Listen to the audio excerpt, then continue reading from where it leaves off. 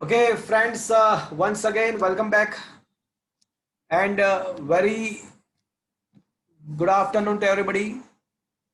I hope you all are safe, your family member, your parents, your relative, your friends all are safe, and you are enjoying this new era, this new way of learning.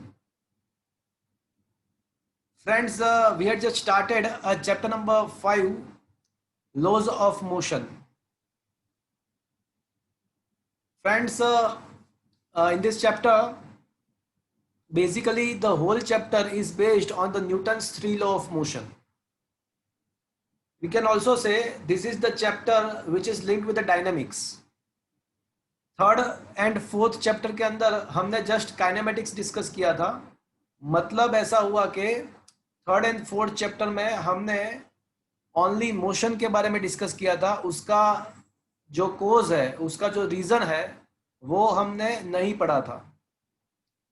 But in this chapter we are going to discuss the cause of motion. तो सीधी सी बात है कि भाई अगर motion करवाना है किसी ऑब्जेक्ट को तो हमको क्या करना पड़ेगा. तो आप बोलोगे कि फोर्स अप्लाई करना पड़ेगा. हमारा जो कन्वेंशनल जो हमारा जो एक्सपीरियंस है वो ऐसा बता रहा है कि भाई अगर कोई ऑब्जेक्ट को आपको मोशन करवाना है तो उसके ऊपर फोर्स प्रोवाइड करना पड़ेगा. तो सबसे पहले फोर्स का कंसेप्ट हमने डिस्कस किया, फोर्स के टाइप हमने डिस्कस किए, थोड़ा हिस्ट्री भी हमने डिस्कस कर लिया कि भाई फोर्स का सबसे पहला जो कंसेप्ट दिया था वो एरिस्टोटल ने दिया था. But eventually it is found to be a wrong and then Galileo had given the exact meaning of the exact concept of the force. तो हमको ये पता चला था कि भाई कोई ऑब्जेक्ट अगर रेस्ट पे है, एट द रेस्ट, और उसको मोशन में लाना है तो फोर्स प्रोवाइड करना पड़ेगा. और अगर कोई ऑब्जेक्ट कंटिन्यूअसली कांस्टेंट वेलोसिटी के साथ मोशन में है तो उसका वेलोसिटी चेंज करना है तो भी हमको फोर्स प्रोवाइड करना पड़ेगा. बट हमने ये भी पढ़ लिया था कि अगर कोई ऑब्जेक्ट कांस्टेंट वेलोसिटी के साथ जा रहा है, कांस्टेंट वेलोसिटी के साथ जा रहा है, तो वो मेंटेन करने के लिए, उसका यूनिफॉर्म मोशन मेंटेन करने के लिए हमको फोर्स की आवश्यकता नहीं है.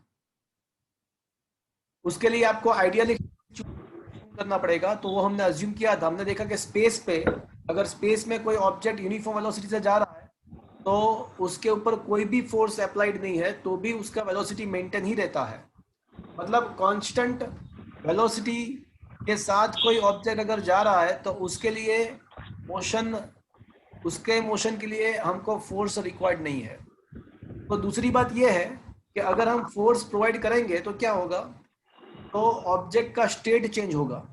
ऑब्जेक्ट का स्टेट चेंज होगा. जैसे वो एट द रेस्ट है तो मोशनल कंडीशन में आएगा, और अगर वो कांस्टेंट वेलोसिटी के साथ मूव हो रहा है तो उसका वेलोसिटी चेंज होगा. तो इसका मतलब ऐसा हुआ कि फोर्स देने के द्वारा, फोर्स अप्लाई करने के द्वारा आप ऑब्जेक्ट का स्टेट चेंज कर सकते हो. तो इसका मतलब ऐसा भी हुआ कि अगर आप फोर्स प्रोवाइड नहीं कर रहे हो ऑब्जेक्ट का, अगर आप ऑब्जेक्ट पर फोर्स प्रोवाइड नहीं कर रहे हो तो ऑब्जेक्ट उसका खुद का स्टेट जो है वो मेंटेन करने का ट्राई करेगा, वो स्टेट को रिटेन करने का ट्राई करेगा. And that is what is known as a this quality और दिस कैरेक्टरिस्टिक और this virtue of the object is known as a, कोई बताएगा मुझे? Moment of inertia. नहीं, मोमेंट ऑफ इनर्शिया अलग चीज है भैया. इसको खाली इनर्शिया बोलते हैं. Moment of inertia is a totally different thing, वो अलग है. इसको इनर्शिया बोलते हैं. Is that clear friends? Yes, yeah, inertia. Okay. So friends, the property which oppose the change in the state, or the property due to which the object try to retain its original state of motion is called this virtue is known as a inertia. So that is the law of inertia given by the Galileo. उसको थोड़े easy form में, उसको ही थोड़े easy form में convert किया Newton ने. तो अब हमारा जो चैप्टर है the laws of the motion, तो वो एक्चुअली अब स्टार्ट हो रहा है.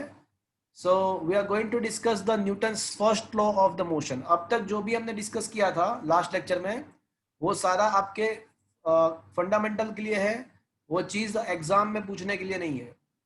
उसमें से आपको MCQ SQ प्रिपेयर करना है. But the sixth question, that is the very first question that you required to prepare as a 2 marker question, as a learn by heart. तो ये जो सिक्स्थ क्वेश्चन है वो आपको as a learn by heart करना है. क्या आपके मोबाइल के अंदर ये आप नोट्स देख रहे हो? Yes, sir. Yes, sir. Okay. So friends, Newton's first law of motion, आपने देखो ये थोड़ा डिस्क्रिप्टिव है. आपने शायद कहीं ना कहीं पे 8th 9th 10th स्टैंडर्ड में Newton's first law of motion शायद आपने उसका स्टेटमेंट एटलीस्ट पढ़ा होगा. तो आपको पता है तो ठीक है, नहीं पता है तो मैं आज डिस्कस करने वाला हूं. मैं थोड़ा आपको डिस्क्राइब कर देता हूं. चलो, किसी को याद है what was the Newton's first law of motion? किसी को इसका स्टेटमेंट याद है? कोई बताएगा?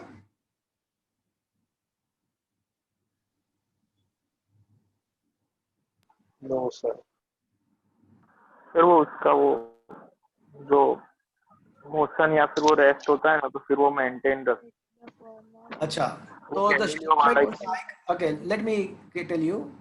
The statement is like, unless and until you are not providing the external resultant force on the body, unless and until you are not providing the resultant external force to the body, it will retain its state of motion. That is, if it is at the rest, it will remain at the rest, and if it is moving with a constant velocity, it will continue to move with the same velocity.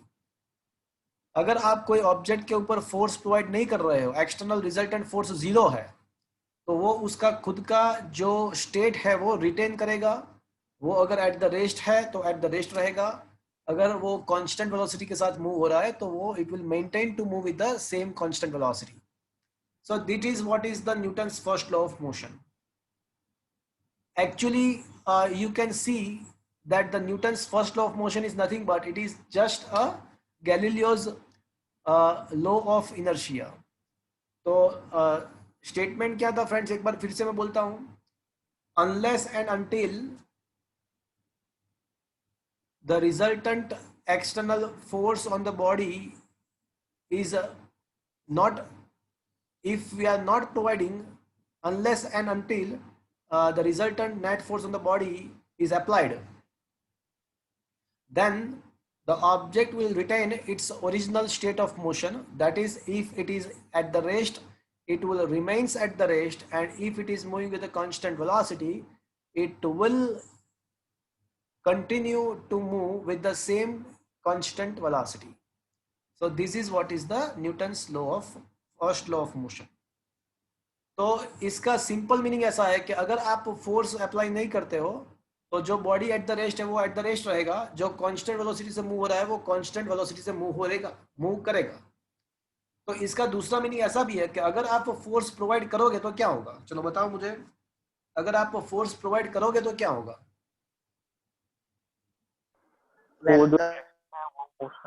वो rest में change इन state change हो जाएगा. हाँ, अगर आप force provide करोगे तो जो बॉडी एट द रेस्ट है वो बॉडी मोशन में आएगा, और जो बॉडी कांस्टेंट वेलोसिटी के साथ मूव हो रहा है उसके वेलोसिटी में चेंज आएगा.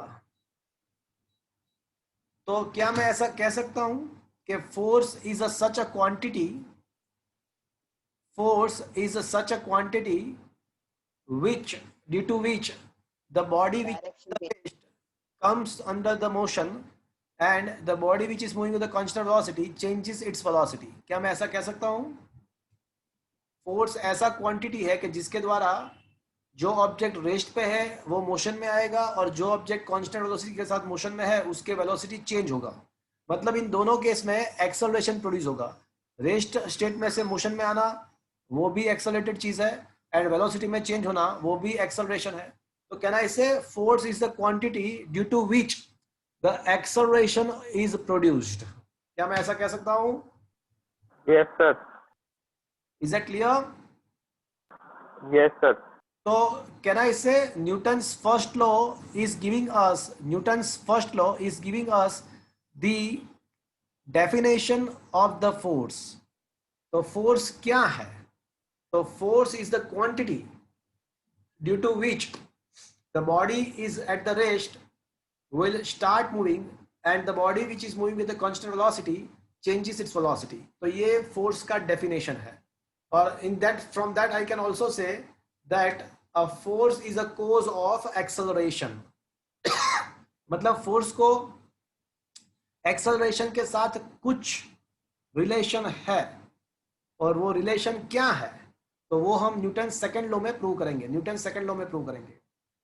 बट हमको न्यूटन फर्स्ट लॉ के ऊपर से हमको क्या मिला? फोर्स का डेफिनेशन मिला. So we got the definition of the force from the first law. तो ये जो भी डिस्कशन हमने किया वो न्यूटन फर्स्ट लॉ के रिगार्डिंग था. ये आपको 2 मार्क्स में प्रिपेयर करना है, discuss the Newton first law. तो मैं जो भी यहाँ पे लिखा है मैं एक बार आपको बोल देता हूँ. सर बोलो. सर, तो हम वो ऐसा कह सकते हैं कि वो जो ऑब्जेक्ट वो मोशन में है, फिर वो फोर्स देंगे तो फिर वो रेस्ट पे आ जाएगा. देखो, वो रेस्ट पे भी आ सकता है या फिर वो रेस्ट पे नहीं भी आ सकता है. बिकॉज आप ऐसा फोर्स देते हो, बहुत कम फोर्स देते हो, तो उसका वेलोसिटी थोड़ा ही चेंज होगा. अगर बहुत ही ज्यादा force, resistive force opposite direction में दोगे तो वो रेस्ट पे आ सकता है. मतलब आप जो बोले कि आप अगर कोई बॉडी को फोर्स दोगे तो वो एट द रेस्ट आ ही जाएगा, इट इज नॉट नेसेसरी. वो रेस्ट पे आ भी सकता है, नहीं भी आ सकता. But one thing is confirmed that if you apply the force, its velocity must changes. Is that clear? Yes, sir. So let's see what is written here. So Galileo's law of inertia was the basic of a Newton's first law of motion. वो आपको पता है. Statement क्या है? Every body continue to be in its motion, continue to maintain its states of rest or uniform motion in a straight line unless compelled by some external force. मैंने जो sentence बोला था वो उसी का ये दूसरा फॉर्म है कि unless and until we are providing the external resultant force, the body maintain its state of motion. उसी का ये चीज है, वही दूसरे हिसाब से लिखा हुआ है, वही चीज वही है. सिंपल लैंग्वेज में आप ऐसा भी लिख सकते हो कि if we are not applying the, simple language में भी आप लिख सकते हो आपके हिसाब से कि if the resultant external force on the body is zero, then body at the rest remains at the rest, and the body which is moving with a constant velocity will continue to move with the same constant velocity. आप simple language में ऐसा भी लिख सकते हो. अब क्या लिखा है? a body at rest or motion of a body moving with a constant velocity both represent the zero acceleration. जो constant velocity से बॉडी जा रही है या एट द रेस्ट है, वो दोनों में एक्सेलरेशन जीरो है. Hence, Newton's first law can be represented by as follow. Force is a physical quantity which can bring a body at rest into motion and which can change the velocity of the object. So, by the Newton's first law we got the definition of the force. तो इसके द्वारा हमको force का definition मिला. In short, physical quantity which can produce the acceleration in the body is called force. From the Newton's first law, magnitude of the force cannot be known, but only the definition of the force can be obtained, and that is what is the limitation of the first law. तो कोई आपको अगर ऐसा पूछता है कि what is the limitation of the Newton's first law, तो आप क्या लिखोगे?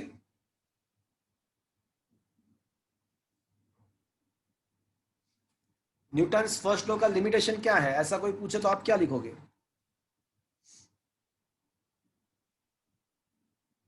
कोई बताएगा भैया?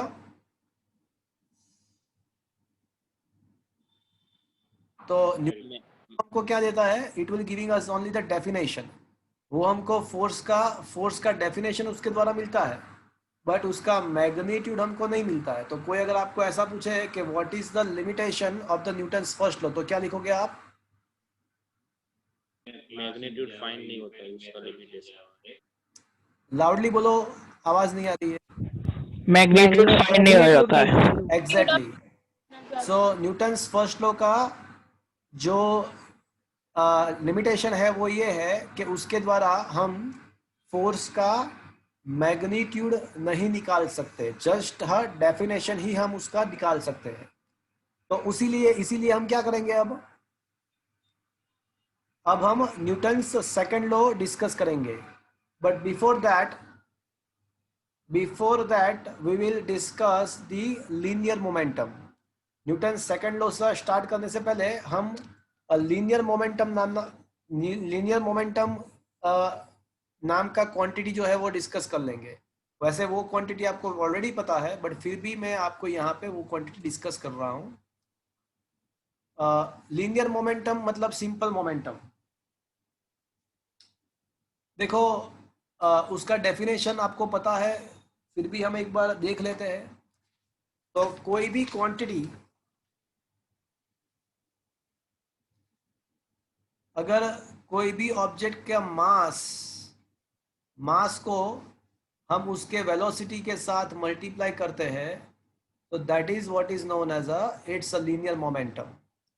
The product of mass and its velocity is called a linear momentum. Momentum is a vector quantity और उसका डायरेक्शन कौन से डायरेक्शन में होगा भैया? वेलोसिटी के direction.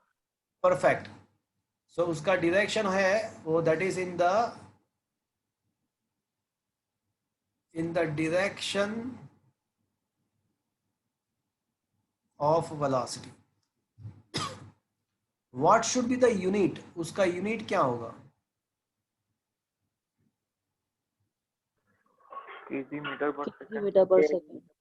The unit of the momentum is kg meter per second. It can also be written as a Newton into second. आप Newton into second का डायमेंशनल फॉर्मूला फाइंड करना, you will get the same answer. उसको Newton into second भी हम कह सकते हैं उसका यूनिट। चलो फ्रेंड्स, द मोमेंटम और linear momentum is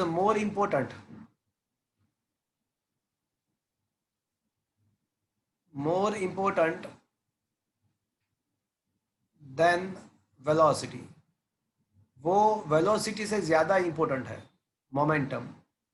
now the question is that कि हाउ। मैंने ऐसा बोला कि लीनियर मोमेंटम जो है वो वेलोसिटी से ज्यादा इंपॉर्टेंट है। तो क्वेश्चन ऐसा होगा कि भाई क्यों, कैसे? तो फ्रेंड्स सोचो कि आप यहां पे खड़े हो, अज्यूम कर लो कि आप यहां पे खड़े हो और आपके सामने एक कार आ रही है कुछ वेलोसिटी के साथ, उसका वेलोसिटी v है। और in the case number 2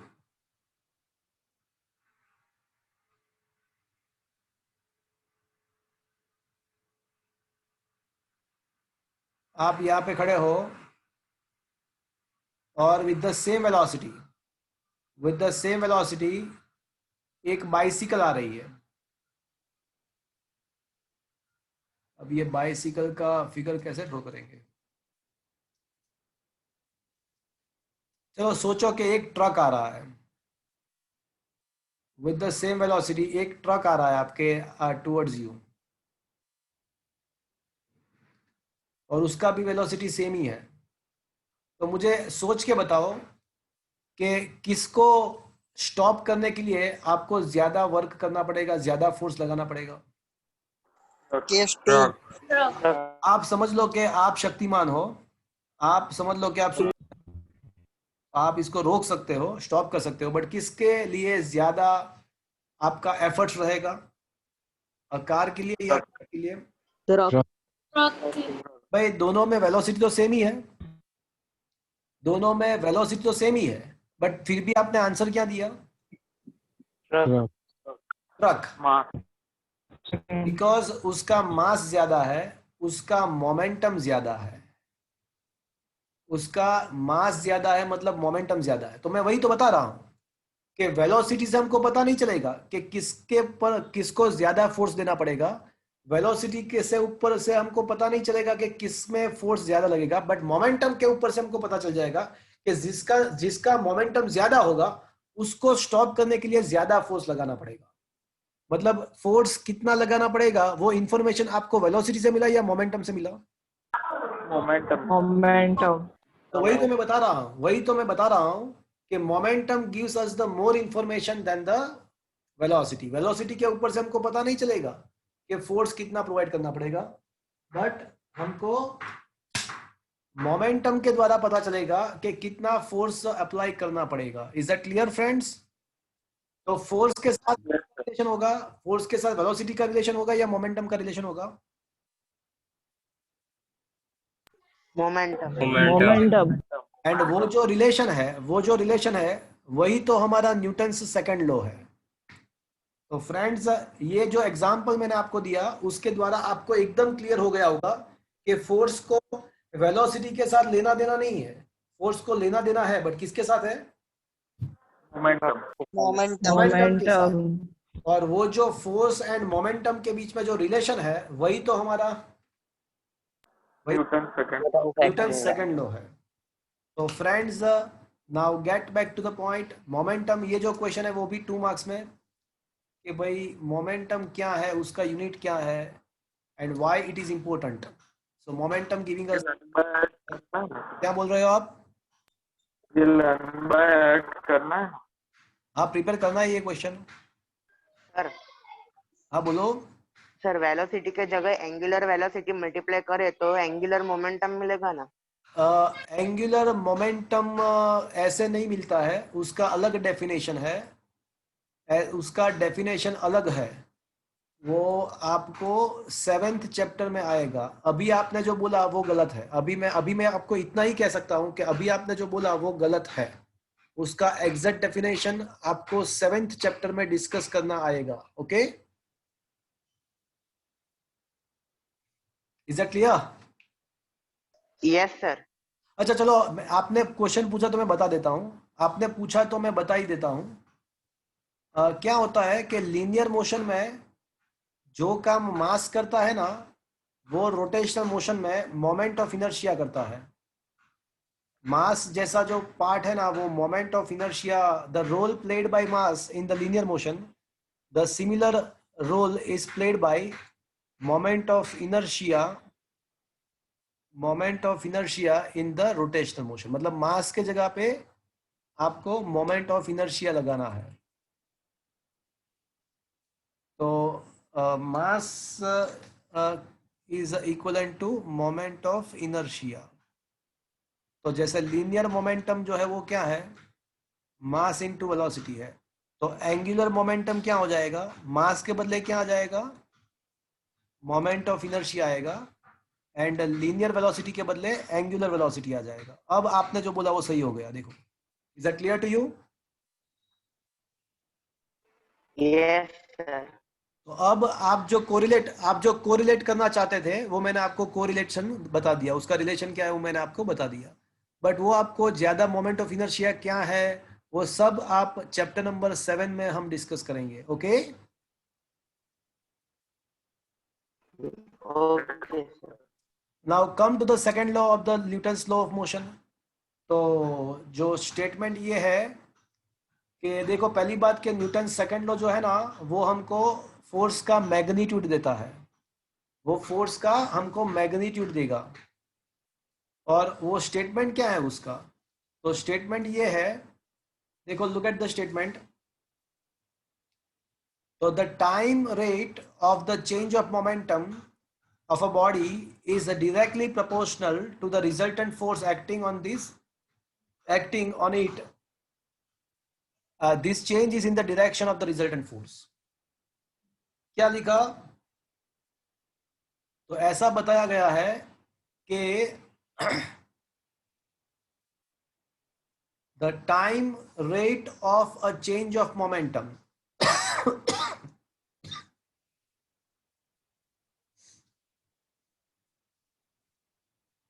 rate of change, जैसे मोमेंटम का चेंज जो होता है वो डेल्टा पी होता है, चेंज इन मोमेंटम। अब time rate of the change of momentum मतलब delta P by delta t. जैसे आप शायद 10th स्टैंडर्ड में आप पढ़े होंगे कि rate of the doing work, शायद आपने 10th स्टैंडर्ड में पढ़ा होगा, the rate of doing work is a power. तो time rate of doing work मतलब रेट का मतलब अपॉन डेल्टा टी, रेट का मतलब अपॉन डेल्टा टी। तो द सर आप फिर से समझाएंगे सर, वो हाँ आपकी आवाज में हाँ, time rate of change in any quantity, इसका मतलब क्या हुआ?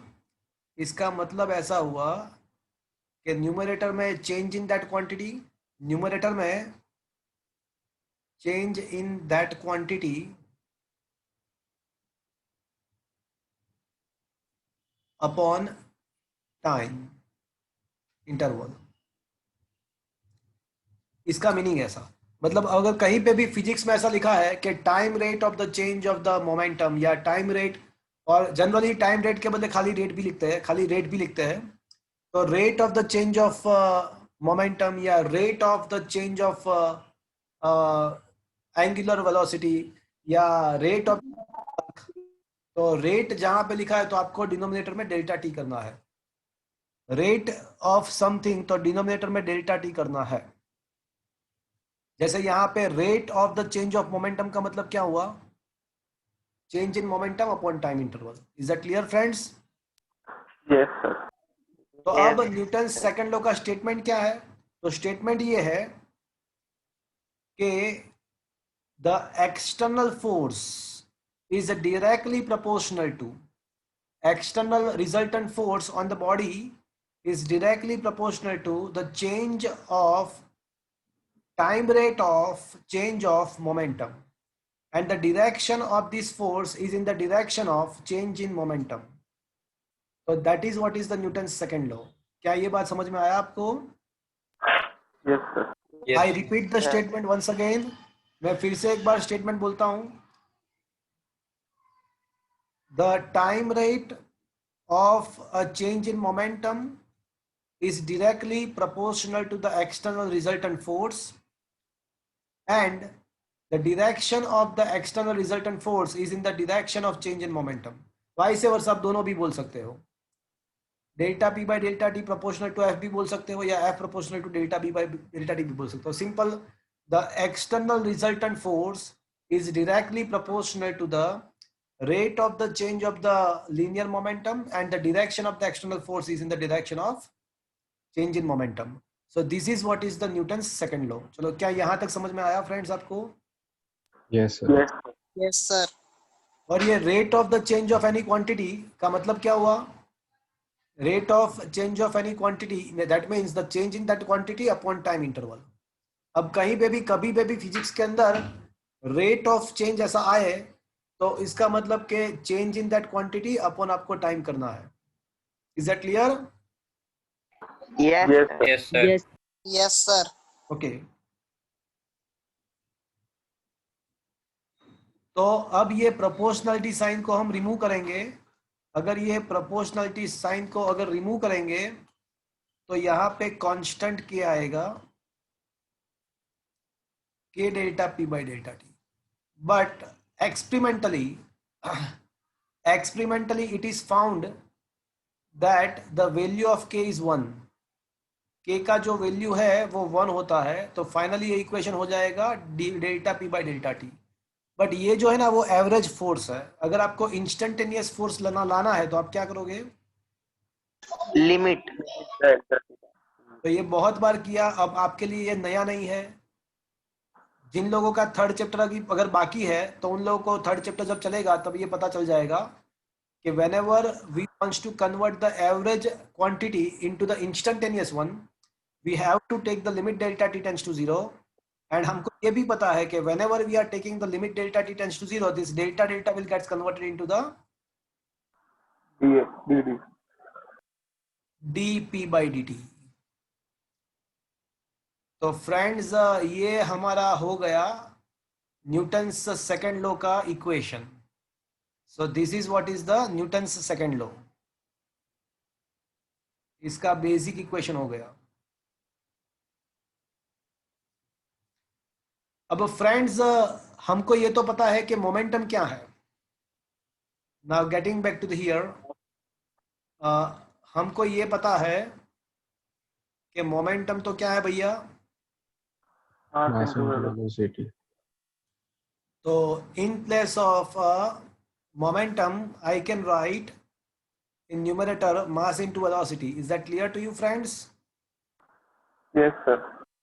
एंड अज्यूम कर लो कि मास कांस्टेंट है. अगर ऐसा अज्यूम कर लेते हैं कि मास कांस्टेंट है तो mass will be come out of the differentiation. Constant term will be out of the differentiation. अगर मास कांस्टेंट है तो मास बाहर निकल आएगा, बाकी बचेगा dv by dt. तो फ्रेंड्स ये dv by dt तो क्या है? एक्सेलरेशन. एक्सेलरेशन. एक्सेलरेशन. तो फ्रेंड्स आपने बहुत सालों से आप ये इक्वेशन पढ़ रहे हो F इक्वल्स टू मा. तो अब आपको अब जाके पता चला वो इक्वेशन कहाँ से आया actually. Yes sir. Yes, sir. तो फ्रेंड्स ये F इक्वल्स टू मा में 2-3 मिसकंसेप्ट मैं आपके क्लियर कर रहा हूँ. देखो मेरी बात ध्यान से सुनना, ये जो मैं बोल रहा हूँ उसको ध्यान से समझना. 2-3 मिसकंसेप्ट, आपके जो मिसकंसेप्ट है मैं उसको क्लियर कर रहा हूँ. पहली बात ये है कि यहाँ पे जो लेफ्ट हैंड साइड जो F दिया गया है वो क्या है, कि कोई मुझे बताएगा? वो फोर्स ऐसा नहीं चलेगा. हाँ वो तो जब ऑटोमेटिकली फोर्स बोलते हो तो वो ऑटोमेटिकली इंस्टेंटेनियस फोर्स ही होता है, तो वो लिखने की जरूरत नहीं.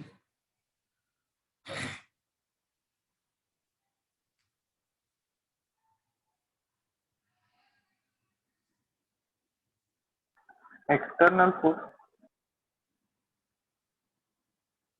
ओके थोड़ा और बोलो.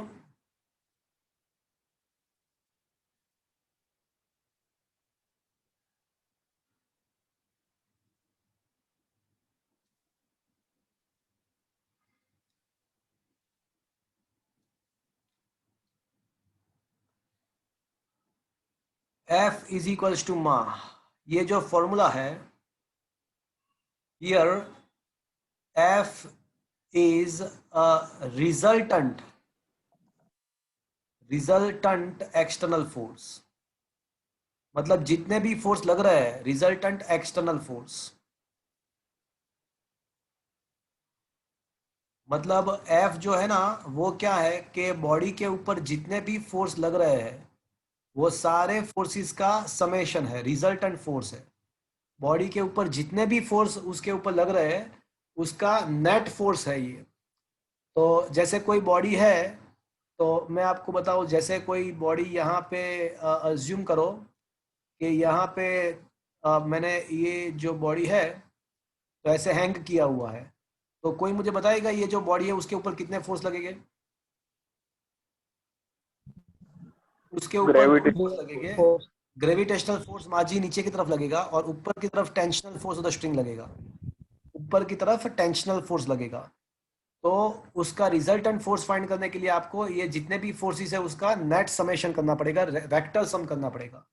तो फ्रेंड्स जब आप F is equals to ma use करते हो तो वहां पे जो लेफ्ट हैंड साइड में जो F है ना वो आपको ये याद रखना है कि वो कोई एक फोर्स नहीं है. बॉडी के ऊपर जितने भी फोर्स लग रहे हैं वो सारे फोर्स का रिजल्टेंट फोर्स है. क्या ये बात आपको समझ में आया? Number 1. Yes sir. And number 2, एक ये चीज आपको याद रखना है. And number 2, the actual form of Newton's second law. देखो ये कोई भी बुक पे कहीं पे भी नहीं दिया होगा, ये आपके कंसेप्ट के लिए है, बहुत ही इंपॉर्टेंट है. Actual form of the Newton second law is F is equals to dp by dt. देखो ये always valid, that is always, ये जो फॉर्मूला है ऑलवेज वैलिड है, कोई भी सिचुएशन में वैलिड है. तो क्वेश्चन ऐसा होगा तो सर फिर ये F इज इक्वल्स टू मा क्या है? तो friends F is equals to जो मा है ना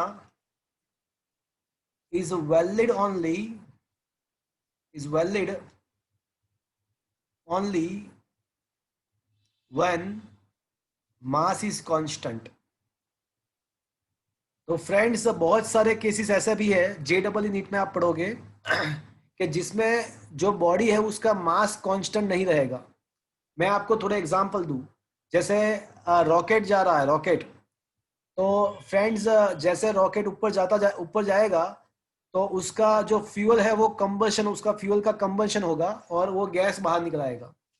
तो जो total mass of the system है, रॉकेट का जो सिस्टम है, उसका टोटल मास ग्रेजुअली डिक्रीज होता जाएगा बिकॉज उसका जो फ्यूल कंबशन होने के द्वारा वो एज ए गैस वो बाहर निकल आएगा. तो ग्रेजुअली सिस्टम का जो नेट मास है वो जब रॉकेट मोशन में होगा तो रॉकेट का जो टोटल मास है वो कंटिन्यूअसली डिक्रीज होगा, वो कांस्टेंट नहीं रहेगा बिकॉज वो गैस बाहर निकल रहा है. तो इस टाइप के सिचुएशन में you can not apply the formula F is equal to ma. You have to apply the formula F is equals to dp by dt. क्या मैं जो बोल रहा हूँ वो आपको समझ में आ रहा है? Yes, sir. Yes, sir. तो ये चीज सर वेट कांस्टेंट होता है ना? वेट तो अलग एक टाइप का फोर्स है. Weight is one of the many kind of forces. Weight is a gravitational force actually. तो वेट सर एक्चुअली सर हाँ, वो वेट और मास में जो डिफरेंस आता है उसमें से एक कांस्टेंट नहीं होता? मास कांस्टेंट होता है कोई भी ऑब्जेक्ट का, कोई भी पार्टिकल का. कोई भी पार्टिकल, मैं पार्टिकल की बात कर रहा हूं, कोई पार्टिकल है तो उसका मास कांस्टेंट है. वेट कांस्टेंट नहीं है. वेट क्यों कांस्टेंट नहीं है? Because weight is depend on the gravitational acceleration. अलग अलग प्लैनेट्स पे जी अलग अलग है तो वेट अलग अलग है. अब पार्टिकल का मास कांस्टेंट है बट कोई मूविंग बॉडी है, कोई मूविंग बॉडी जैसे मैंने आपको बोला कि रॉकेट है तो उसका मास पॉसिबल है कि कांस्टेंट नहीं रहेगा. उसमें फ्यूल का कंबशन होगा तो उसका मास डिक्रीज होता जाएगा. Is that clear? और वहां पे हम कि मास ऑफ ऑब्जेक्ट नहीं, mass of any particle is constant. Is that clear? Yes, sir. Yes, sir. Car में और बाइक में भी ऐसा कह सकते हैं तो सर वो कार और बाइक में भी ऐसा ही कह सकते हैं ना कि उसका मास कांस्टेंट नहीं रहेगा. हाँ, कार एंड बाइक का भी पेट्रोल के अंदर पेट्रोल का कंबशन होने के द्वारा वो कुछ पेट्रोल का उसमें गैस में कन्वर्ट हो जाएगा.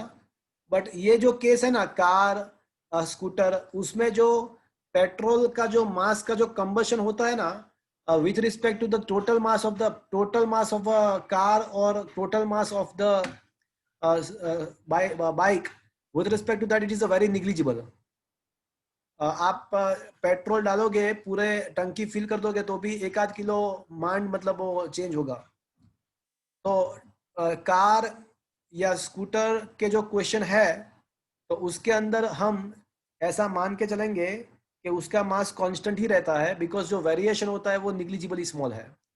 तो अब स्कूटर या कार के कोई क्वेश्चन आए तो हम ये फॉर्मूला अप्लाई कर सकते हैं बिकॉज वहां पे जो मास में जो वेरिएशन होता है वो बहुत ही निग्लिजिबल होता है, वो चलेगा. बट आप सोचो रॉकेट की मैं बात कर रहा हूँ तो उसमें बहुत सारा, आपने कभी वो रॉकेट लॉन्च देखा? आपने कभी सैटेलाइट लॉन्चर देखा आपने कभी? Yes. हाँ सर. तो उसमें बहुत सारा कंबशन एक साथ होता है तो वहां पे आप ऐसा अज्यूम नहीं कर सकते कि मास कांस्टेंट रहेगा. Is that clear? पर सर Yes, वो sir. फ्यूल डालते हैं तो वो एक्सटर्नल फोर्स नहीं हुआ? कैसे एक्सटर्नल हुआ भैया? एक बार आपने फ्यूल डाल दिया, राइट, और उसके बाद एक बार आपने फ्यूल डाल दिया तो उसके बाद मोशन स्टार्ट हुआ तो वो कहाँ से एक्सटर्नल फोर्स होगा? वो कैसे एक्सटर्नल फोर्स कंसीडर कर सकते पर हैं? सर अगर फ्यूल नहीं डालते तो वो आगे चलेगा भी नहीं ना? हाँ, मैं ऐसा बोल रहा हूँ कि फ्यूल डाल दिया फिर उसके बाद हमारा जो सिस्टम है वो क्या हुआ? हमारा सिस्टम मोशन में, हमारा जो सिस्टम है वो ये है कि फ्यूल के साथ जो रॉकेट है वो हमारा सिस्टम है. तो अब we had started discussing from here. तो ये हमारा सिस्टम है. अब जब ये आगे बढ़ेगा तो क्या होगा कि उसका फ्यूल ग्रेजुअली डिक्रीज होगा तो हमारा जो सिस्टम का जो मास है, फ्यूल का कंबशन होगा तो हमारा सिस्टम का मास रिड्यूस होगा. तो ये फ्यूल डालने के बाद ही हमारा सिस्टम फॉर्म हुआ है. Is that clear? तो आप जो फ्यूल डालने की बात कर रहे हो वो एक्सटर्नल फोर्स है, ऐसा कुछ सब कह नहीं सकते. Is that clear? Yes sir. Yes, sir. Sana Saba कुछ पूछना चाहते हो? No sir. किसी ने रेज किया था hand, anybody wants to ask? तो ये नो। चीज है वो आपको माइंड में रखना है कि न्यूटन सेकंड लॉ में जो फोर्स है वो रिजल्टेंट फोर्स है, number one. And number two, F is equals to ma is valid only when the mass is constant, otherwise dp by dt formula is valid every times. So that is what is the Newton's second law. तो Newton second law F is equals to ma, और वो prove किया हमने, और उसके द्वारा 1 Newton का definition, 1 dine का डेफिनेशन भी हम बना सकते हैं। तो फ्रेंड्स मुझे 1 न्यूटन का डेफिनेशन बनाना है। देखो क्या ये F is equals to ma तक आपको समझ में आ गया पूरा चीज? यस। Yes, sir. ओके, अब I am going to define 1 Newton force. तो ये SQ में, MCQ में पूछ सकते हैं, SQ में पूछ सकते हैं कि भाई 1 न्यूटन फोर्स का डेफिनेशन बना के दो। तो फ्रेंड्स सोचो, थोड़ा सोचो, 1 न्यूटन का डेफिनेशन मुझे बनाना है, 1 डाइन का डेफिनेशन मुझे बनाना, मुझे फॉर्म करना है। तो हमको पता है कि F is equals to ma, तो 1 Newton is equals to 1 kg into 1 metre per second square. तो अगर कोई ऑब्जेक्ट 1 kg का है और उसका acceleration 1 metre per second square है, तो उसके ऊपर जो फोर्स एक्टिंग होगा वो कितना होगा? 1 Newton.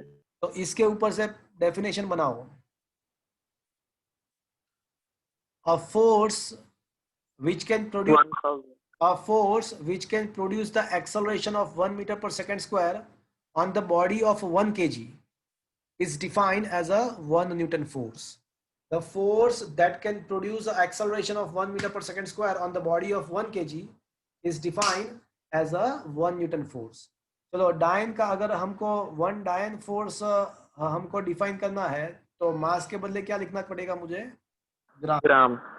Gram. And in place of acceleration I should write centimetre पर second square. the force required to produce the acceleration of 1 centimeter per second square on the body of 1 gram mass is defined as a 1 Dian. Is that clear, friends? Yes, sir. Yes, sir. So a force required to produce an acceleration of 1 centimeter per second square on the body of 1 gram is defined as a 1 Newton. So these are the definition of 1 Newton and 1 Dyne, obviously. Now we are going to discuss some noteworthy points. कुछ noteworthy points यहाँ पे हम discuss करेंगे Newton's regarding of the Newton's second law. Newton's second law के regarding कुछ points हम discuss करेंगे। तो फ्रेंड्स सीधी सी बात है, नंबर 1 आपको पता है कि F is equals to dp by dt. If a mass is considered to be constant, then F is equals to ma. तो ये हमको पता है। Acceleration is equals to change in velocity upon time. तो क्या है फ्रेंड्स, ये बराबर है? आपको समझ में आया ये पहला point? Are you able to understood the first point? Yes sir. Yes. Second one, हमको पता है कि F is equals to ma, but suppose के फोर्स जीरो, ऐसा अज्यूम कर लो, सपोज के फोर्स जीरो है, तो अगर फोर्स जीरो अज्यूम कर लेते हैं तो एक्सेलरेशन जीरो हो जाएगा, एंड अगर एक्सेलरेशन जीरो है तो उसका मतलब कि वेलोसिटी कांस्टेंट हो जाएगा। तो मतलब क्या हुआ कि अगर कोई ऑब्जेक्ट के ऊपर हम फोर्स अप्लाई नहीं कर रहे हैं, अगर कोई ऑब्जेक्ट के ऊपर फोर्स अप्लाई नहीं हो रहा है तो उसका वेलोसिटी कांस्टेंट होगी। उसका वेलोसिटी कांस्टेंट रहेगा। एंड ये जो बात है वो किसके रिलेवेंट है?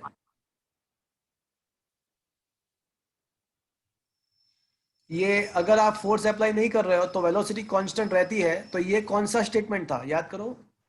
First law of motion. Yeah exactly, so it is a compatible consistence with the first law of the motion. क्या ये बात आपको समझ में आया? Yes sir. सर अगर वो पर होगा तो फिर वो रेस्ट पर ही रहेगा ना, तो वो कैसे हाँ, होगा? वेलोसिटी मतलब वही हुआ ना, वेलोसिटी कांस्टेंट का मतलब क्या हुआ कि अगर वेलोसिटी जीरो है तो वो जीरो रहेगा, और अगर वेलोसिटी फाई है तो वो फाई रहेगा, तो वही हुआ, रेस्ट पे है तो रेस्ट पे रहेगा, कांस्टेंट वेलोसिटी रहेगा कांस्टेंट वेलोसिटी रहेगा, वेलोसिटी जीरो ही रहना तो वही हुआ ना, वो कांस्टेंट ही रहना। Is that clear? Yes, sir. चलो और एक चीज,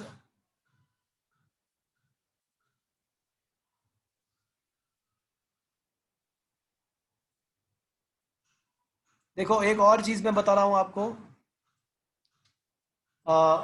force is a vector quantity,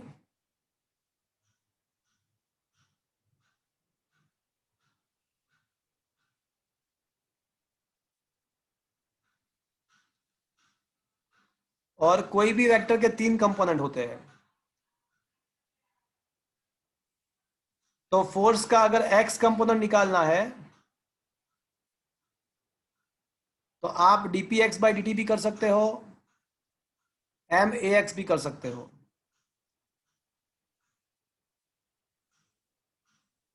अगर फोर्स का वाई कंपोनेंट निकालना है तो D P Y by D T भी कर सकते हो, एम ए वाई भी कर सकते हो।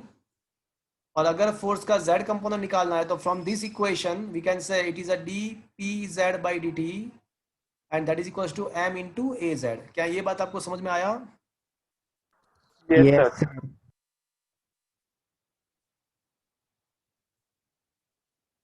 Friends, point number 4, equation F is, हमारी बाजू हाँ बोलो क्या बोल रहे हो? किसी को कुछ पूछना है? Okay, point number 4, f is equals to dp by dt is equals to ma applied to the point like object where f is the resultant force on the resultant force acting on the object. This law can be applied to the rigid body of a system of particle where f is the resultant force. देखो, चाहे ये ऐसा point number 4 ऐसा है कि ये जो formula है वो आप कोई एक पार्टिकल के ऊपर भी अप्लाई कर सकते हो, या कोई सिस्टम ऑफ पार्टिकल, पूरे सिस्टम मतलब कोई पूरा ऑब्जेक्ट है जिसमें बहुत सारे पार्टिकल्स है, तो ये we can apply this formula for the single particle और we can apply this formula for the any object as well which is the system of particles. But in both the cases ये f क्या है? In both the cases the f is what? Resultant force. It is not a single force, it is a resultant force, whether you are considering a single particle or the system of particles, that is a whole object. तो आप ये formula कहीं पे भी apply कर सकते हैं, कोई एक पार्टिकल के लिए भी अप्लाई कर सकते हो, कोई ऑब्जेक्ट के लिए भी अप्लाई कर सकते हो, बट आपको माइंड में ये रखना है ये जो एफ है वो रिजल्टेंट फोर्स है, पूरे जितने भी फोर्स लग रहे हैं उसका रिजल्टेंट है। Is it clear friends? Yes, sir. Yes, sir. Yes, sir. And last thing, Newton's second law of the motion of the object at a given place is giving us a relation of the force with the acceleration. Thus, acceleration can be obtained from the force, but it cannot be determined by the history of the object.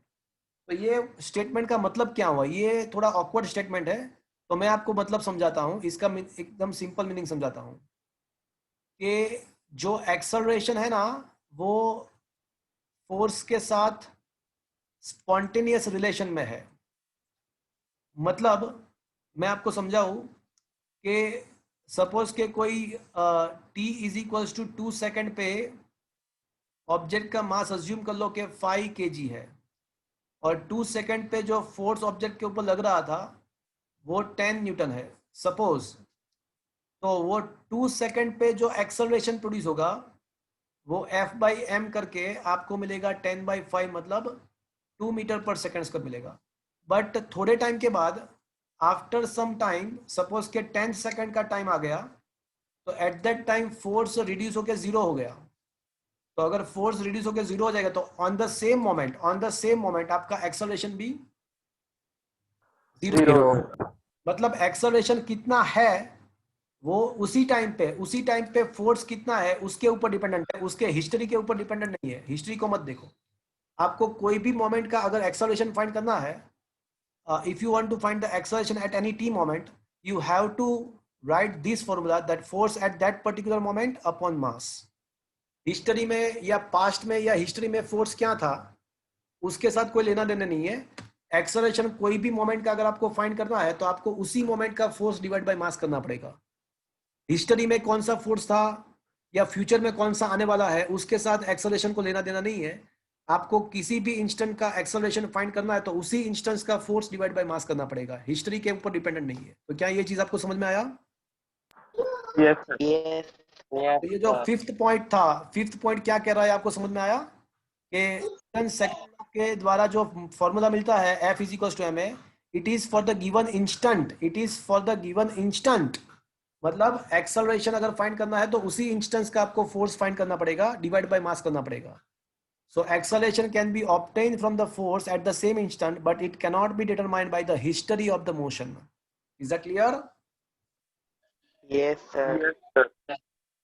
So this is all about the Newton's noteworthy points corresponding to the Newton's second law.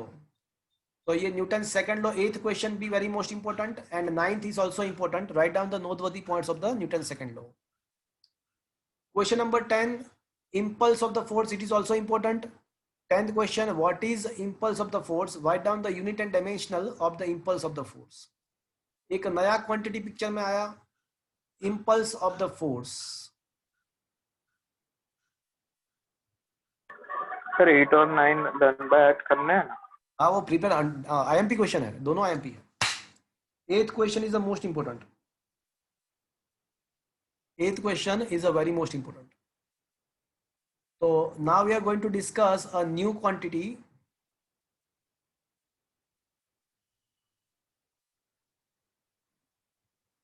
that is a impulse of a force. So friends, a product of the force and the time interval for which it is applied, the product of the force and the time interval for which the force is applied, and that is known as a impulse of force. इसको ही impulse of force बोलते हैं। So this is the definition of the impulse of force. The product of the force and the time interval for which the force is applied, this is known as a impulse of force. तो क्या ये चीज समझ में आया friends आपको? Yes, sir. Yes sir. Yes, sir. What should be the unit of the impulse of force? उसका unit क्या होना चाहिए? Newton second. Newton second. Newton into second. Now from the Newton's second law, from the Newton's second law I can say F is equals to delta P by delta T. ये हमने Newton second law से हमने ये पता है हमको। तो इसका मतलब ऐसा होगा delta P is equals to क्या होगा? F into delta. F in- F into delta T होगा। So delta P is equals to F into delta T. तो फ्रेंड्स ये according to the definition F into delta T तो क्या है? Impulse of force. So Impulse I of can force. say, I can say the impulse of force is nothing but it is also equals to moment. Momentum. नहीं momentum नहीं, change in moment. Change in momentum. तो क्या friends ये आपको समझ में आया? Yes sir. Yes, So sir. now if you are asked to find the impulse of a force on any body, कोई बॉडी का impulse of force find करना है तो आप क्या find कर सकते हो? Change in moment. आप उसका चेंज इन मोमेंटम फाइंड कर दो तो वही उसका impulse of force होगा। क्या ये बात आपको समझ में आया friends? Yes sir. Yes, sir. Okay, one more thing, impulsive force। एक और चीज हम यहाँ पे सीखेंगे हम, impulsive force। If a large force, if large force is applied for a very small interval of time,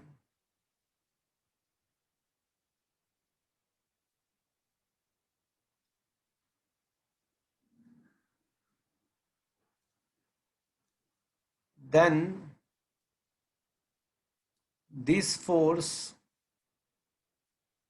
is defined, then this force is defined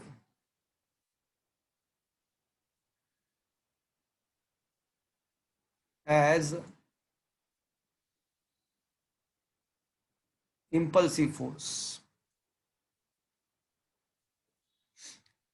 जब बहुत बड़ा फोर्स कोई माइनर टाइम के लिए लगता है, बहुत माइनर टाइम के लिए लगता है, तो उसको इंपल्सिव फोर्स बोलते हैं. कोई मुझे देगा इसका example? Anybody give me the example of this kind of force. Sir वो बैट्समैन बॉल को हिट करता है वो. परफेक्ट आंसर, एकदम परफेक्ट. जब बैट्समैन जब बॉल को हिट करता है तो वो जो बॉल के ऊपर जो बैट के द्वारा फोर्स लगता है ना, वो बहुत ज्यादा होता है, बट वो बहुत ही माइनर टाइम के लिए लगता है. That is at the time of the contact between the ball and bat. Ball and bat के बीच में जो कॉन्टेक्ट होगा वो माइनर टाइम के लिए ही वो फोर्स एक्टिंग करेगा. तो that's why this force is considered to be a impulsive force. Is that clear, friends? तो impulsive force अलग चीज है, impulsive force अलग चीज है. Is it understood, friend? Yes, sir. Yes, sir. Yes, sir. तो ये भी आपको एज ए 2 मार्क पूछ सकते हैं, एज ए थ्योरी पूछ सकते हैं.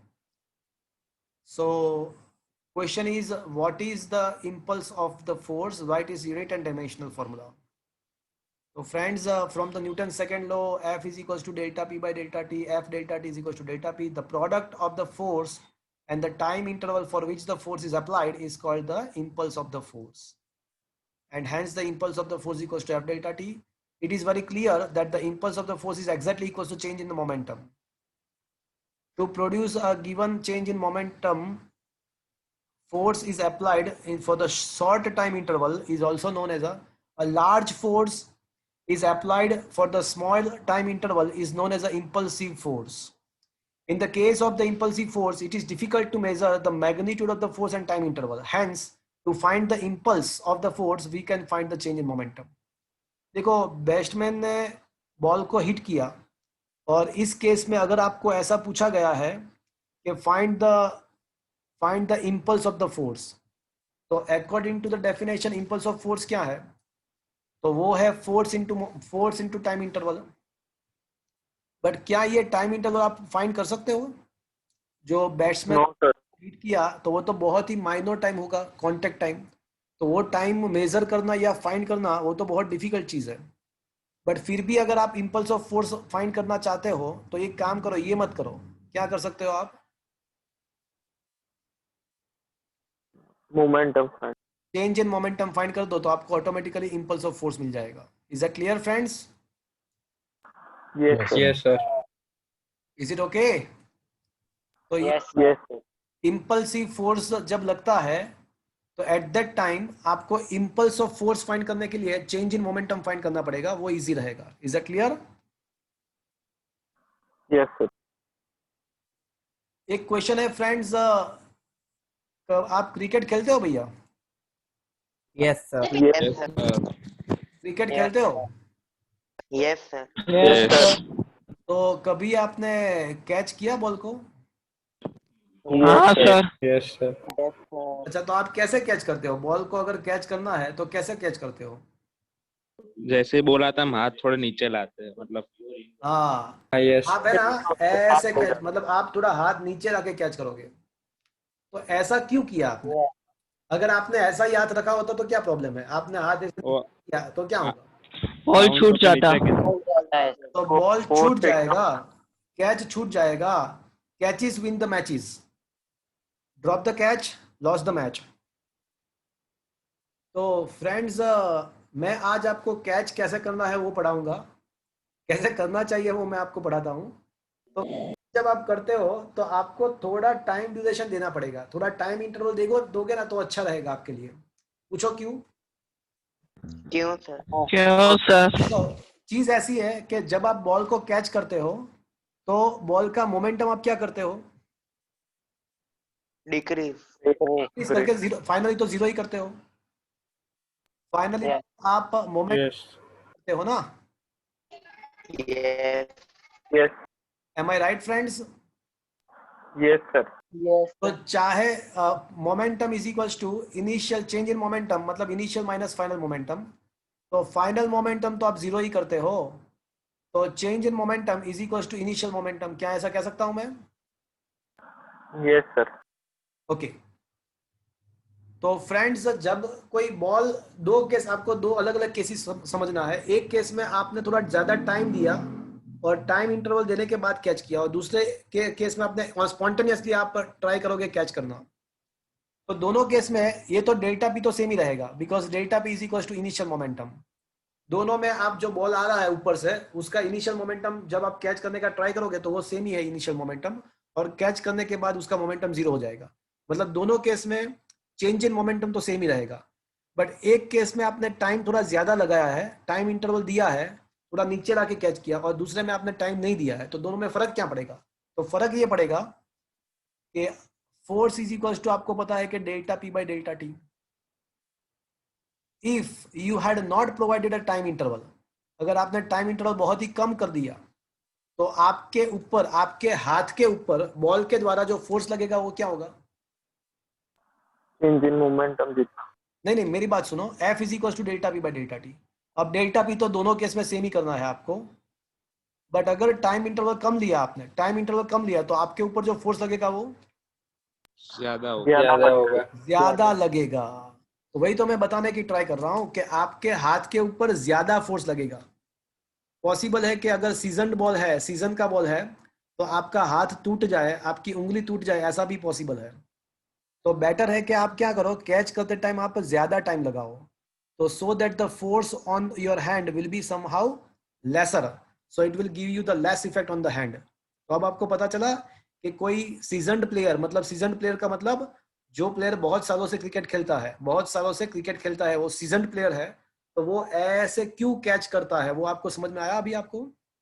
To decrease, yes to decrease the effect of the force on the hand. चलो, क्या ये बात आपको समझ में आया? Yes, sir. Yes Yes, sir.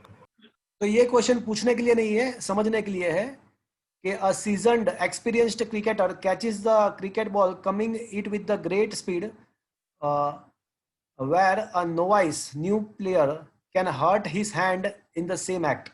तो सीजन प्लेयर जो है वो आराम से कैच कर पाएगा, बट जो न्यू कमर है, जो न्यूबी है, उसमें उसके हाथ, उसके जो हैंड है उसको हर्ट हो सकता है, ऐसा पॉसिबल है। तो उसका रीजन मैंने आपको बता दिया कि भाई जब बॉल आता है तो सीजन क्रिकेटर क्या करेगा, वो उसके हैंड को थोड़ा डाउन करेगा, वो बैकवर्ड डायरेक्शन में ले जाएगा, और टाइम इंटरवल ज़्यादा लगाएगा। टाइम इंटरवल ज़्यादा लगाएगा स्टॉप करने के लिए, तो उसके ऊपर फोर्स थोड़ा कम लगेगा। वाइल्ड न्यू, जो न्यूबी है, न्यू कमर, नोवाइस है, तो उसमें ये नहीं होगा, तो पॉसिबल है कि उसको हाथ में डैमेज हो, प्रॉब्लम हो। क्या ये बात आपको समझ में आया friends? Yes, sir. Now come to the Newton's third law of motion। तो friends, Newton's first law, Newton's second law and Newton's third law, ये तीनों क्वेश्चन आपको एज अ 2 मार्क प्रिपेयर करना है। तो ये जो न्यूटन्स थर्ड लॉ है वो भी आपको प्रिपेयर करना है। तो फ्रेंड्स, न्यूटन्स थर्ड लॉ आपने बहुत सालों से आप पढ़ चुके हो, पढ़ते हो, उसका स्टेटमेंट बहुत ही अच्छा है, आपने याद रह जाए ऐसा है। कोई मुझे बताएगा what is the statement of the Newton's third? Action reaction Action has equal and opposite reaction। opposite in direction। So friends, Newton के ये खुद के वर्ड है, न्यूटन के ये खुद के वर्ड है, to every action there is a equal but opposite reaction. To every action there is a equal but opposite reaction, that is the Newton's third law of motion. In other language I can say action and reaction are same in magnitude but opposite in direction। Action and reaction are same in magnitude but opposite in direction।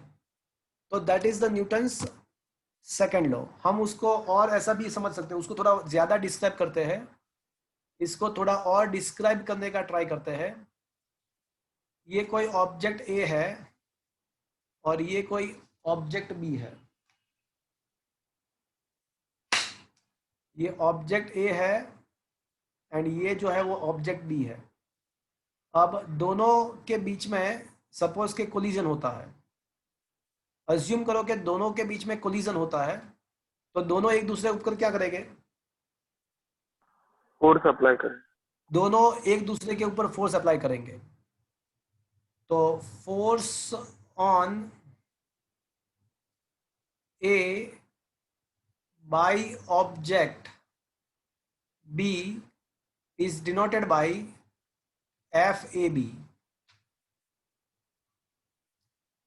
and force on B by object A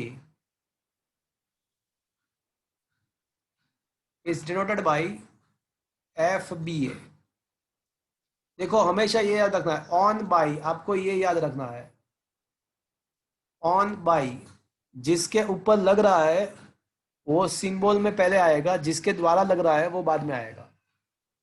तो अगर कहीं पे आपको ऐसा दिखे F12, ये physics का standard protocol है F12, तो मतलब क्या हुआ? Force on 1/2। Okay, yes sir. Yes sir. On by, पहले ऑन बाद में by. Okay, yes Newton's third law, according to the Newton's third law, I can say that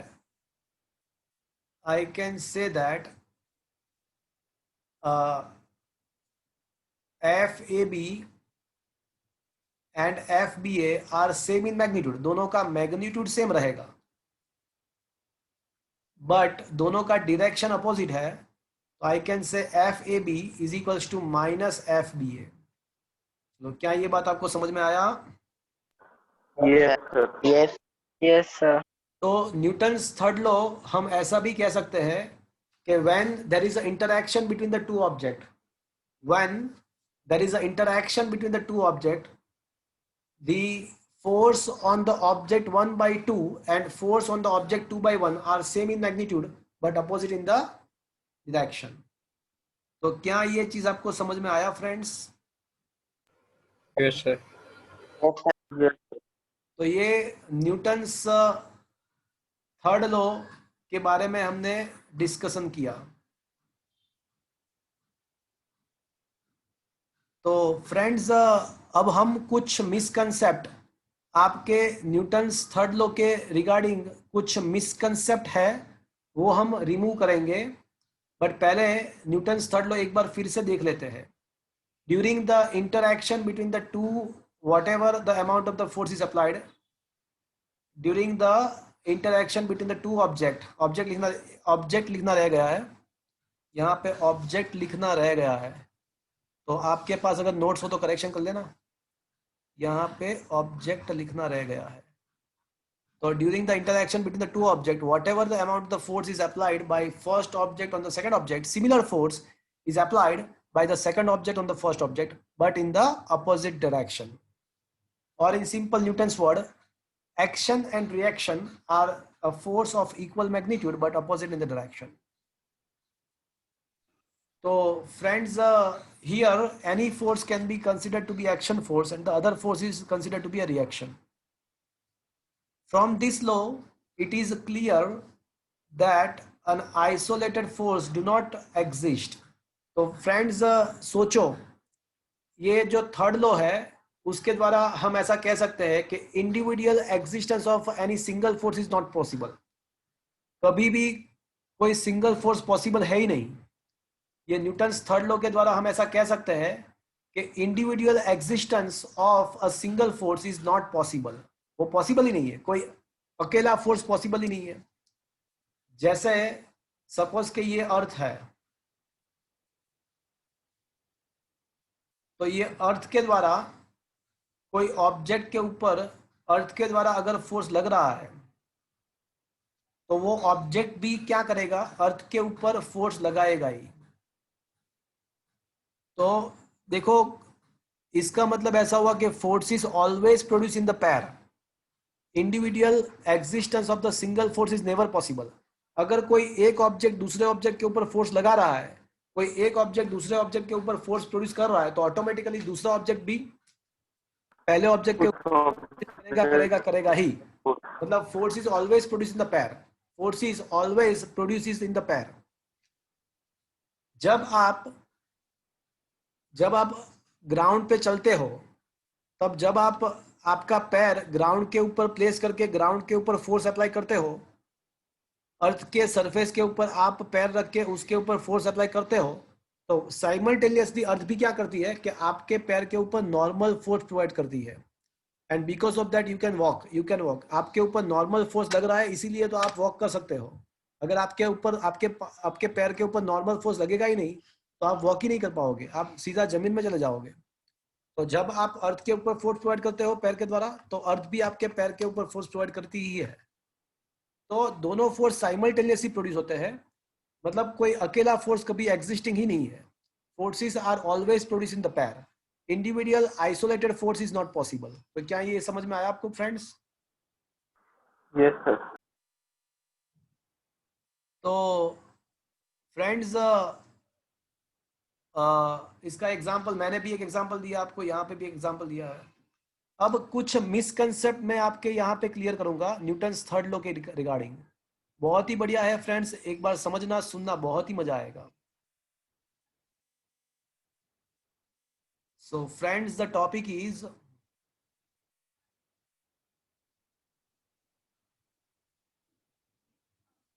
notable point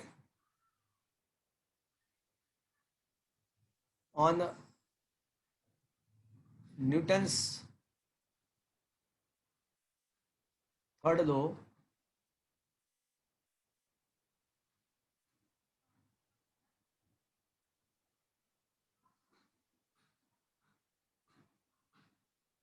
of motion. Number 1 friends, आप ये action and reaction जो बोल रहे हो ना, वो बात ही गलत है, वो चीज ही गलत है। पूछो क्यों? बिकॉज जब आप एक्शन एंड रिएक्शन बोलते हो, तो उसका मतलब ऐसा हुआ कि पहले कुछ होता है और उसके इफेक्ट के द्वारा और कुछ होता है। मतलब जब आप एक्शन रिएक्शन बोलते हो, तो ये आपको ऐसा लगता है कि भाई पहले कोई एक्शन हुआ और उसके इफेक्ट के द्वारा रिएक्शन हो रहा है, बट एक्चुअल में ऐसा होता ही नहीं है। जब कोई दो ऑब्जेक्ट के बीच में इंटरेक्शन होता है, तो दोनों force F12 and F21 comes into existence simultaneously, दोनों एक साथ प्रोड्यूस होता है। मतलब ऐसा नहीं है कि पहले एक फोर्स लगा और उसके इफेक्ट के द्वारा दूसरा फोर्स लगा। बट जब आप एक्शन एंड रिएक्शन बोलते हो, तो उसका तो आपके माइंड में ऐसा ही मिसकंसेप्ट होता है कि भाई पहले कोई एक्शन हुआ और उसके बाद कुछ रिएक्शन हुआ, बट ऐसा नहीं है। ये दोनों फोर्स एक साथ प्रोड्यूस होते हैं, तो उसको एक्शन रिएक्शन ऐसा नहीं कह सकते हैं हम। ये इंटरएक्टिव फोर्सेस है। क्या मैं ये समझ में आया आपको? पहली चीज, Yes, sir. जब आप एक्शन रिएक्शन बोलते हो, तो आपके माइंड में क्या मिसकंसेप्ट होता है कि पहले कोई एक्शन हुआ, उसके बाद उसका रिएक्शन आया, ऐसा होता है। बट ऐसा नहीं होता है। At the time of interaction between the to body, दोनों फोर्स साथ में ही लगते हैं। तो यहाँ पे ये तो न्यूटन ने ऐसा बोला था कि एक्शन रिएक्शन, तो हमने यहाँ पे वही सेंटेंस को यहाँ पे फिजिक्स के अंदर लेके आए हैं। बट एक्चुअली आपको ये समझना है कि यहाँ पे एक्शन रिएक्शन ऐसा कुछ नहीं होता है। Is that clear friends? Yes sir. Sir हाँ बोलो। सर वो F12 F21 वाला पता नहीं चला, वो आप सिखा सकते हो वापस? हाँ, मैं ऐसा बोल रहा हूँ कि दोनों ऑब्जेक्ट के जब इंटरेक्शन होता है दो ऑब्जेक्ट का, तो ऑब्जेक्ट एक के ऊपर दो के द्वारा एंड ऑब्जेक्ट दो के ऊपर एक के द्वारा जो फोर्सेस है, वो दोनों साथ में comes into the existence at a same time. वो दोनों में ही प्रोड्यूस होता है। इसका मतलब ऐसा नहीं है कि कोई एक पहले प्रोड्यूस हुआ और दूसरा बाद में प्रोड्यूस हुआ। तो वो दोनों फोर्स साथ में प्रोड्यूस होते हैं। तो मतलब ऐसा पहले एक्शन हुआ और उसके बाद रिएक्शन हुआ, ऐसा नहीं है। सर हाँ बोलो। सर रॉकेट ऊपर सर, जा रहा है, वो example से समझो। सिचुएशन में भी दो फोर्स एक्ट होंगे ना, ग्रेविटेशनल और रॉकेट को जा रहा है। नहीं, मैं बताऊं, देखो रॉकेट जब ऊपर जाता है तो वहां पे कौन सा लॉ, न्यूटन थर्ड लॉ कैसे अप्लाई होता है, मैं आपको बताऊं। चलो मुझे ये बताओ कि कभी आपने स्विमिंग किया है? यस सर, तो उसमें क्या करते हो आप? बैकवर्ड फोर्स अप्लाई करते हैं। तो आप क्या करते हो कि वाटर के आपके हाथ के द्वारा वाटर को पीछे की तरफ फोर्स अप्लाई करते हो, तो वाटर आपको क्या करेगा? आगे आगे पुश करेगा। वो आपको आगे पुश करेगा। तो ये आप जब स्विमिंग करते हो तो वहां पे भी न्यूटन थर्ड लॉ ही अप्लाइड है। जब कोई बर्ड अपने पंख फैला के वो ऊपर की तरफ जाएगा तो वहां पे भी क्या होगा? न्यूटन थर्ड लॉ अप्लाई होगा। बर्ड क्या करेगा? एयर को नीचे की साइड फोर्स लगाएगा, तो एयर क्या करेगी उसको? तो सर वो एक्शन रिएक्शन ही हुआ ना। बस देखो मेरी बात सुनो, अब ये एक्शन रिएक्शन जब आप बोलते हो ना तो एक प्रॉब्लम है। एक्शन रिएक्शन का मतलब हमारे माइंड में क्या आता है कि भाई पहले एक्शन हुआ उसके बाद रिएक्शन हुआ, बट प्रैक्टिकली ऐसा नहीं होता है। प्रैक्टिकली दोनों फोर्सेस साथ में ही प्रोड्यूस होता है। तो ये एक्शन रिएक्शन आपको मिसगाइड कर रहा है। तो मैं ये बता रहा हूँ, भले ही हम बोलेंगे एक्शन रिएक्शन, बट हमको ये माइंड में रखना है कि ये दोनों फोर्सेस एक्चुअल में तो एक साथ में प्रोड्यूस एक साथ ही प्रोड्यूस होते हैं। मतलब ऐसा नहीं सोचना है कि पहले एक्शन किया उसके बाद जाके रिएक्शन हुआ, ऐसा नहीं है। Is it clear? वही मिसकंसेप्ट मैं आपका दूर करने की ट्राई कर रहा हूँ। अब हम आ रहे हैं हमारे जो एग्जाम्पल था कि भाई एरोप्लेन में, वो रॉकेट में क्या होता है? तो रॉकेट में क्या होता है भैया, ये जो धुआं होता है, ये जो कंबशन होने के द्वारा जो गैस बाहर निकलता है, तो रॉकेट क्या करेगा? वो रॉकेट इस गैस को नीचे की तरफ डालने का ट्राई करेगा। तो ये गैस नीचे जाएगा, तो वो गैस जब नीचे जाएगा तो वो गैस रॉकेट को क्या करेगा? ऊपर की तरफ पुश करेगा। And because of that the rocket can go up. तो क्या ये पता चला आपको? ये चाहे रॉकेट एग्जाम्पल ले लो, या फिर आप स्विमिंग का एग्जाम्पल ले लो, या फिर आप बर्ड का एग्जाम्पल ले लो, ये सारे एग्जाम्पल सेम ही है। क्या ये बात समझ में आया आपको? Yes sir. तो पहला मिसकंसेप्ट ये है कि कोई एक्शन रिएक्शन जैसा कुछ नहीं होता, दोनों फोर्स साथ में ही प्रोड्यूस होता है। ऐसा नहीं कि कोई एक फोर्स पहले प्रोड्यूस हुआ उसके बाद जाके दूसरा उसके इफेक्ट के द्वारा दूसरा प्रोड्यूस हुआ, ऐसा नहीं है। दोनों इंटरेक्टिव फोर्सेस साथ में प्रोड्यूस होता है। दूसरा मिसकंसेप्ट कि सर ये F A B and F B A जो है वो इक्वल एंड अपोजिट है, तो उसका कंबाइंड इफेक्ट तो क्या हो जाएगा? तो अगर इसका हम कंबाइंड इफेक्ट ले तो उसका तो कंबाइंड इफेक्ट 0 हो जाएगा। तो फिर कोई ऑब्जेक्ट मोशन में आना ही नहीं चाहिए, बिकॉज दोनों फोर्स इक्वल है, अपोजिट डायरेक्शन में है, तो रिजल्टेंट फोर्स तो 0 हो जाएगा। तो अगर रिजल्टेंट फोर्स 0 है तो क्यों ऑब्जेक्ट मोशन में आता ही क्यों है? ऐसा कभी क्वेश्चन होगा, बट ऐसा सोचना ही नहीं होता है। ऐसा सोचने की जरूरत ही नहीं है। पूछो क्यों? क्यों सर?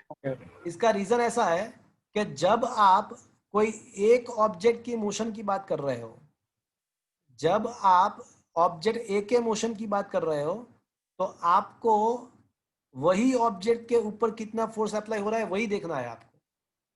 मतलब ये दोनों फोर्स का एडिशन आपको करना ही नहीं होता है।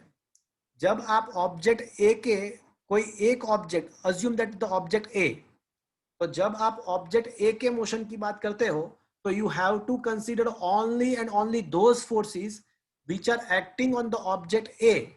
आपको वही फोर्स कंसीडर करना होता है, दूसरे कोई भी फोर्सेस आपको लेना ही नहीं होता है। And when you are deal with the motion of the B, जब आप बी के मोशन की बात करते हो तो आपको बी के ऊपर जो फोर्स लगते हैं वही लेना है, दूसरे फोर्सेस लेना नहीं होता है। तो अगर आप ऐसा बोलते हो कि भाई F A B and F B A दोनों सेम मैग्नीट्यूड में है, अपोजिट है, तो रिजल्टेंट इफेक्ट 0 हो जाएगा, तो ऑब्जेक्ट ए भी मोशन में नहीं आएगा, बी भी मोशन में नहीं आएगा। तो ऐसा सोचना लाजमी नहीं है, ऐसा सोच ही नहीं सकते, बिकॉज जब आप ऑब्जेक्ट ए के मोशन के बारे में सोचते हो तो आपको ऑब्जेक्ट ए के ऊपर कितना फोर्स है वही देखना है। तो मतलब एफ ए बी ही देखना है, एफ बी ए को सोचना ही नहीं है। एंड अगर आप मोशन ऑब्जेक्ट बी के मोशन के बारे में सोचते हो तो आपको ऑब्जेक्ट बी के ऊपर कितना फोर्स है वही देखना है। तो वहां पे आपको एफ बी ही देखना है, एफ बी ए ही देखना है, एफ ए बी नहीं देखना है। तो क्या ये बात आपको समझ में आया? तो आप ऐसा नहीं कह सकते कि रिजल्टेंट फोर्स 0 हो गया इसलिए कोई भी ऑब्जेक्ट मोशन में ही नहीं आएगा, ऐसा पॉसिबल नहीं है, ऐसा सोचना नहीं है। ये क्या समझ में आया आपको? Yes sir. Yes sir. तो कभी ऐसा क्वेश्चन होगा कि सर ये रिजल्टेंट फोर्स तो 0 हो रहा है, तो फिर हम जब अर्थ के द्वारा हम ग्रेविटेशनल फोर्स एक्सपीरियंस ही क्यों कर रहे हैं, रिजल्टेंट तो फोर्स 0 नहीं होना चाहिए। ऐसा नहीं है भैया, कोई एक ऑब्जेक्ट का अगर आप मोशन समझते हो, सोचते हो, तो आपको उसी ऑब्जेक्ट का फोर्स सोचना है, दूसरे ऑब्जेक्ट का फोर्स सोचने की जरूरत नहीं है। तो इसके वजह से हम ऐसा नहीं कह सकते कि कोई एक ऑब्जेक्ट के ऊपर रिजल्टेंट फोर्स 0 है, ऐसा नहीं कह सकते। हाँ, बट सपोज ये दोनों ऑब्जेक्ट कोई एक सिस्टम के अंदर है। सपोज ये कोई सिस्टम है, अज्यूम दैट द कार, ये कार है। अगर ये दोनों ऑब्जेक्ट कोई सिस्टम के अंदर है, तो हम ऐसा सोच सकते हैं, जिसो देखो आप कार पे बैठे हो, यहाँ पे आगे का सीट है, आप पीछे के सीट में बैठे हो, और आप आगे के सीट में कंटिन्यूअसली आप प्रेशर करोगे, आप धक्का लगाओगे, तो क्या आपकी कार चलेगी? नो नो कार में पीछे की सीट में बैठ के आगे के सीट में पुश करोगे, तो क्या कार चलेगी? No sir. नहीं चलेगी। सर। क्यों? बिकॉज यहाँ पे आपके एंड आगे की सीट में जो इंटरेक्शन होता है, तो वो दोनों के द्वारा वो आगे की सीट आगे जाएगी, आपका हाथ भी पीछे की तरफ फोर्स पे एक्सपीरियंस करेगा, तो मतलब आपका हाथ और सीट दोनों के ऊपर फोर्स लगेगा।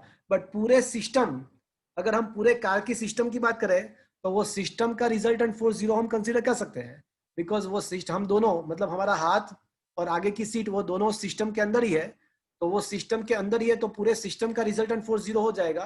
तो पूरी सिस्टम मोशन में नहीं आएगा। तो मतलब मैं क्या बोल रहा हूं, दो चीज यहाँ पे है। कोई एक ऑब्जेक्ट के बारे में आप सोचते हो, तो ऐसा नहीं कह सकते कि रिजल्टेंट फोर्स 0 है और ऑब्जेक्ट मोशन में नहीं आएगा। बट पूरे दो ऑब्जेक्ट के सिस्टम, दोनों ऑब्जेक्ट का जो सिस्टम है, तो वो सिस्टम के बारे में सोचते हो, तो ऐसा सोचना पड़ेगा कि रिजल्टेंट फोर्स 0 हो जाएगा सिस्टम का, और वो सिस्टम इसके द्वारा मोशन में नहीं आएगा। क्या ये बात आपको समझ में आया? Yes yes sir. सर तो ये न्यूटन्स लॉ ऑफ मोशन के रिगार्डिंग कुछ अच्छे नोटवर्दी पॉइंट्स थे, तो वो हमने यहाँ पे 1 2 वो लिखा है, वो मैंने वही समझाया आपको। तो क्वेश्चन नंबर 13 तक आज मैंने कराया। आज का लेक्चर में मैंने तीनों Newton's first, second, third law with the in notable points हमने डिस्कस किया। आज का सेशन में यहाँ पे खत्म कर रहा हूँ फ्रेंड्स। कल JEE as per the schedule है, कल आपका एग्जाम भी है। एग्जाम में चैप्टर नंबर 4 कंप्लीट, आपका चैप्टर नंबर 4 का 100 मार्क्स का एग्जाम है कल। ओके